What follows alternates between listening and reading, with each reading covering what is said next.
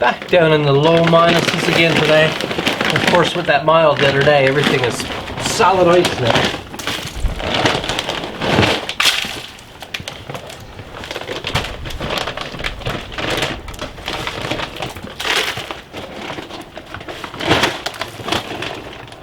If you haven't been following the series so far, take a look at, I think the link will be right here. One of these corners somewhere you can go ahead and watch the two preceding videos.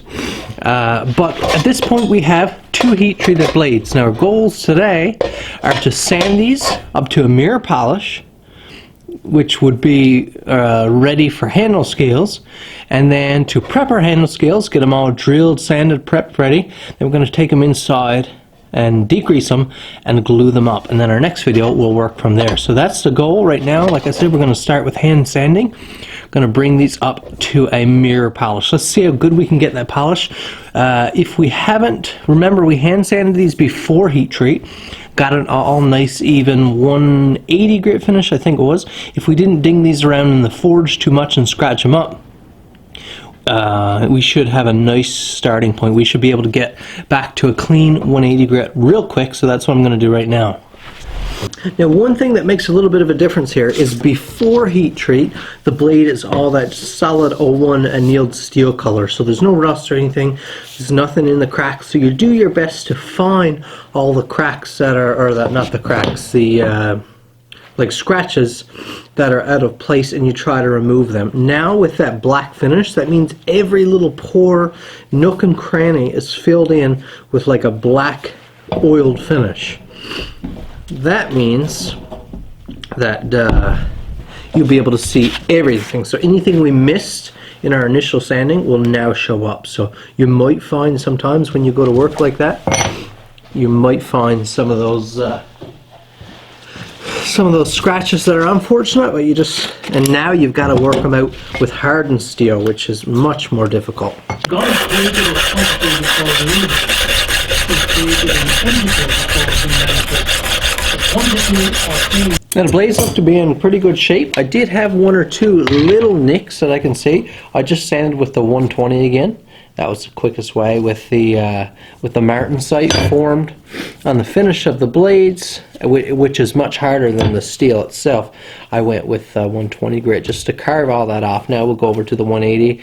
I just noticed, this is not the first time this has happened, but I just noticed I have a slight warp in both of these blades, and I think the reason is, and you've got to watch out for this, especially with the torch, with kind of a central torch in my forge. If I had a ribbon burner that was nice and long, the whole blade is heating evenly, but with that torch, you spend a little too long in one part of the blade, and that side will expand more than the other side, which will draw the blade slightly out of shape. Now every blade I do almost has the mildest amount of that. Just, you'd have to be identical with your amount of heating on each side to remove that completely. But these two here do have a slight warp. Now I don't think it's enough to be an issue. I really don't think, it definitely won't be enough to be an issue in use. Once those scales go on there too, I think you'll notice it even less. So I'm going to keep going with these. I'll keep hand sanding them. We'll do everything exactly to plan. If we get down to the very end and there's an issue, I guess I'll have to sell these at a reduced cost. But I don't think, in that case we'd have to start over again. I don't think that'll be an issue though. Like I said, the warping is pretty mild, but there is a little bit there. We'll keep going to 180 grit now. I'll clamp these in. Once I do remove the martensite off the tang, I don't touch that anymore. That's good enough. Actually, having that kind of scratchy 120 grit is even better. So we'll just keep going. No way for naturalists to account for human relational hungers, so they refuse to recognize that these hungers are validated by real fact that people relate to other people. Okay, I'm just working with a 1000 grit paper here, and I was just met with an issue that is a first for me. I've heard of it happening before, but let's take a look at this. Do you see right there? That is an actual crack. A crack right there in the blade. I can actually feel it with my fingernail. It didn't show up all the way while sanding. I didn't see it until right now with this grit. And if I put a little bit of pressure on it, I can actually get it to open up a little touch more. It's hard to focus on here with the light, but oh boy, right there, that's a good shot. I'm guessing with some pressure, or there must be something going on with it within this blade in the structure here, because I have never had that happen before. I don't understand why that would be the case, and that is so disappointing. This is the big blade here too, and it was coming out so good. I'm getting right up, working with that 1000 grit paper there now. I might have said 800 a minute ago, but working with the 1000 grit paper, that is disappointing.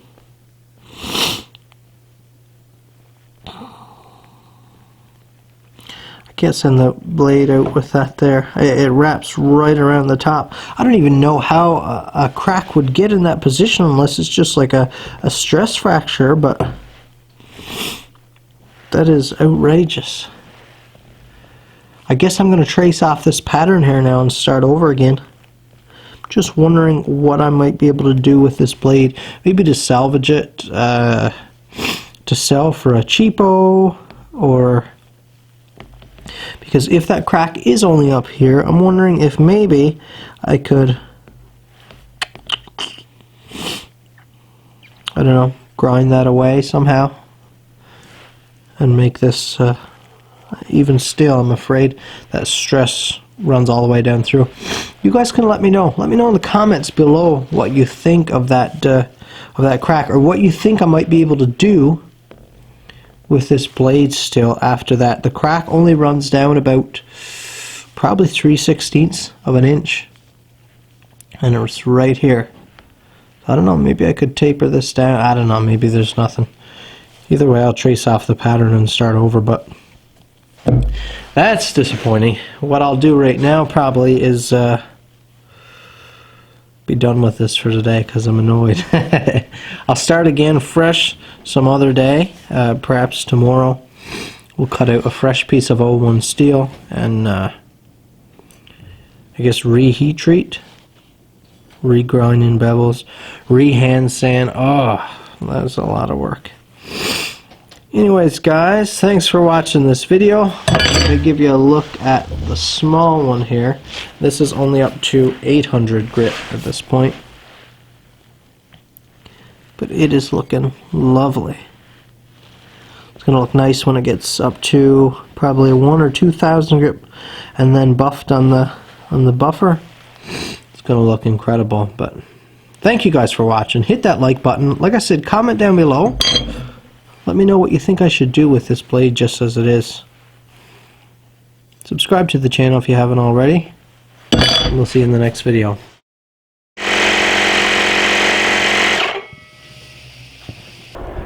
Well, I'm not exactly in the mood to start a brand new knife right now, but I did just have a gentleman drop off a big chunk of wood for me to mount my anvil on. So I'm going to run out. I'm going to get the old Suzuki bike going as well.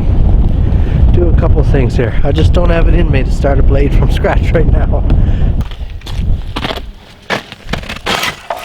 She was badly snowed in here, but with a bit of mild weather last week, it's melted out quite a bit, so it's been parked here all winter. There we go.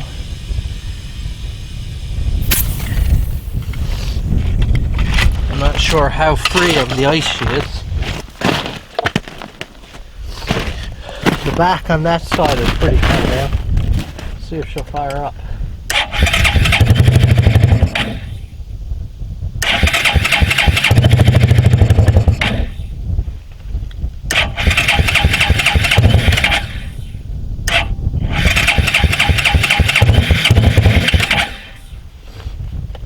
Let's give her a minute there to catch her breath.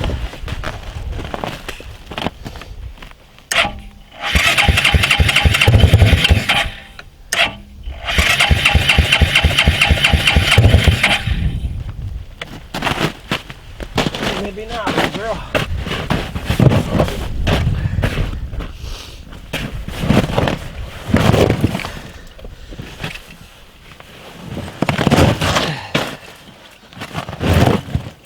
So it doesn't look like the old king quad's gonna work for me right now either. Let's see if the old Scandi fires up.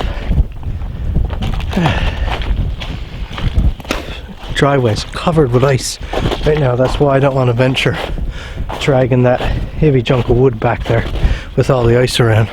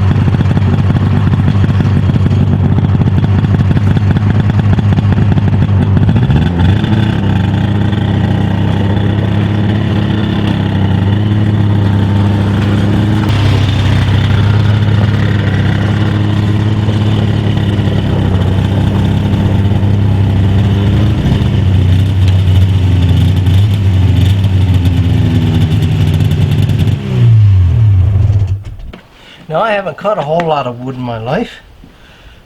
This is a little Stihl MS211. It's the last saw my grandfather ever owned. He bought it pretty much new just before his mind started to go with dementia. And thankfully it was passed down to me. I'm not currently burning wood or anything like that. I'm not heating my home in that way. So I don't really run a saw much. Just occasionally if I need to, that's it.